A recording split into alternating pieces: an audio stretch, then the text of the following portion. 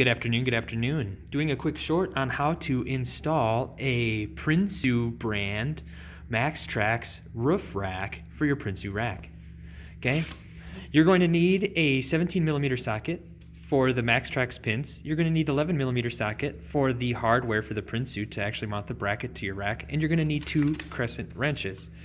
If you have a lug nut socket or one for a spark plug like 17mm, that works far better just by my mileage. It's going to be best if you install your Maxtrax pins on your brackets before you mount it on the truck. It's going to make installation far easier because you're not going to need to contort your body in all kinds of angles to get your socket wrench underneath your Prinsu rack. Alright, here you see it on the Prinsu. I chose to mount mine to the 2 outside-most holes. There are 4 in the center, and they do send enough hardware for you to mount all 4 for each bracket, but I chose to do mine this way. I did set it one back from the front, just so this wouldn't act as an air dam and catch extra air as you drive forward. And there's the last bracket. Here's the Maxtrax on. Be sure you do a couple test fitments before you tighten everything down, reduce the headaches for yourself. But by and large, it's pretty slick, it's pretty easy.